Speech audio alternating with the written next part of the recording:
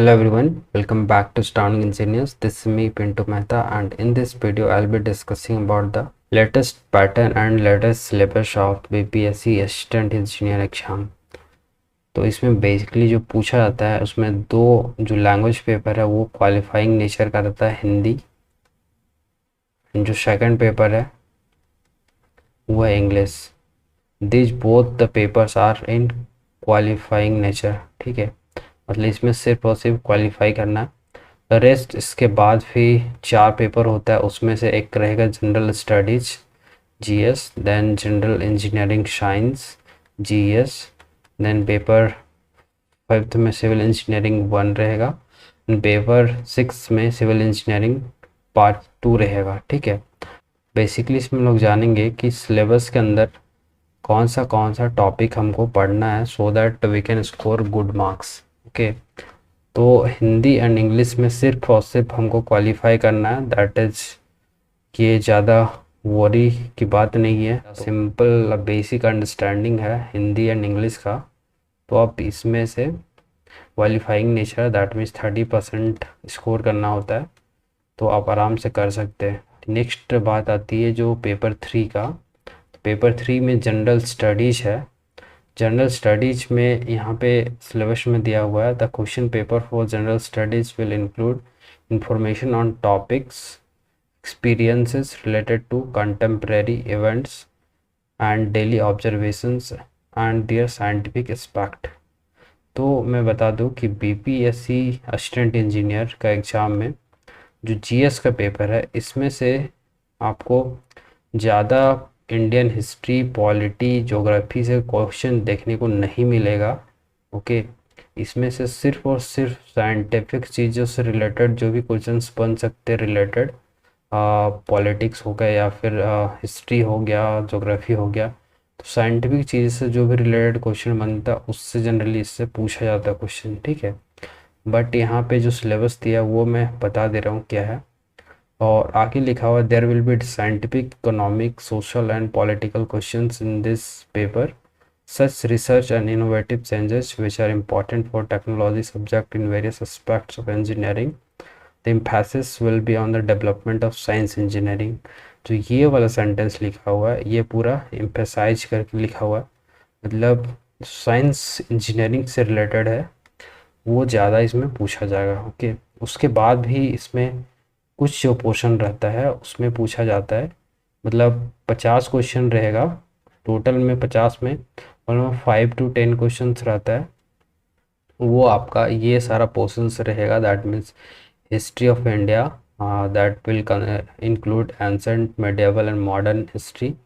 After that Indian constitution and polity, Indian economy, general science, science and technology and current development.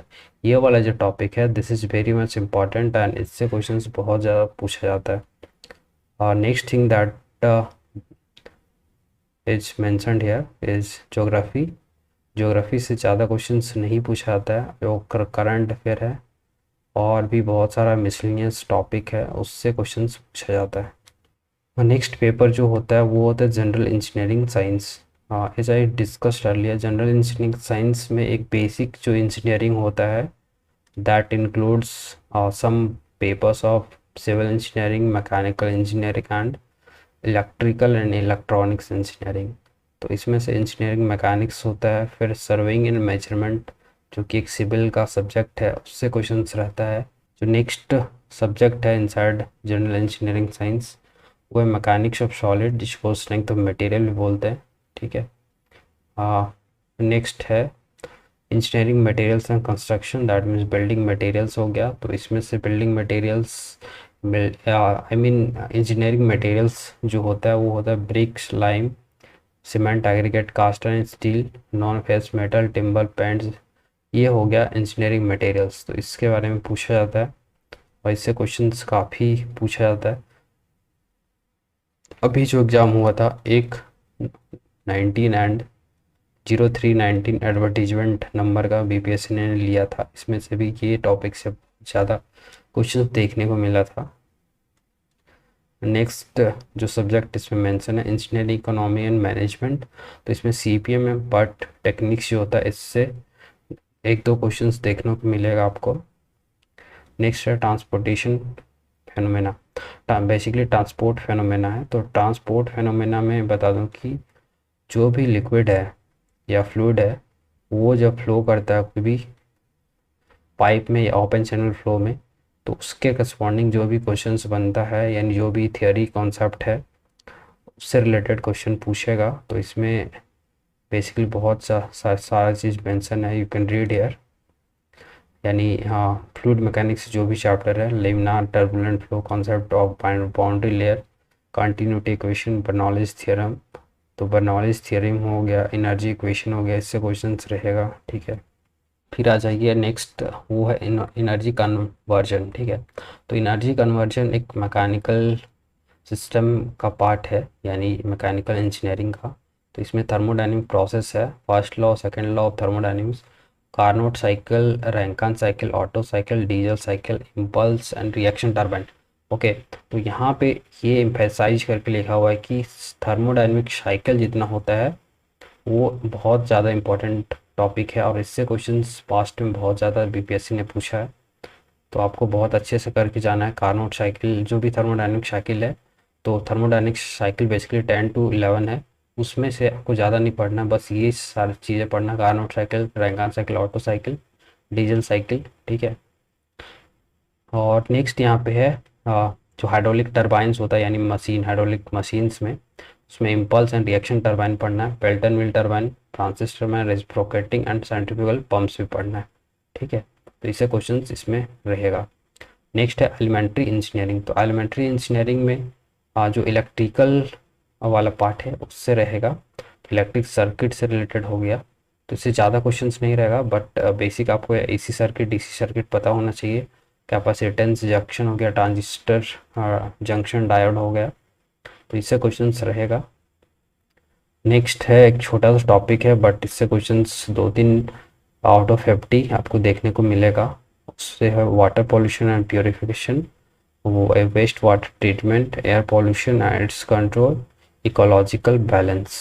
So this is one important topic of environmental engineering, because इसमें बहुत ज़्यादा नहीं पढ़ना है, but इससे questions आपको मतलब 2-3 देखने को मिलेंगे, और क्वेश्चंस में इसमें टाइम सेविंग होता है, ज़्यादा टफ क्वेश्चन रहता नहीं है।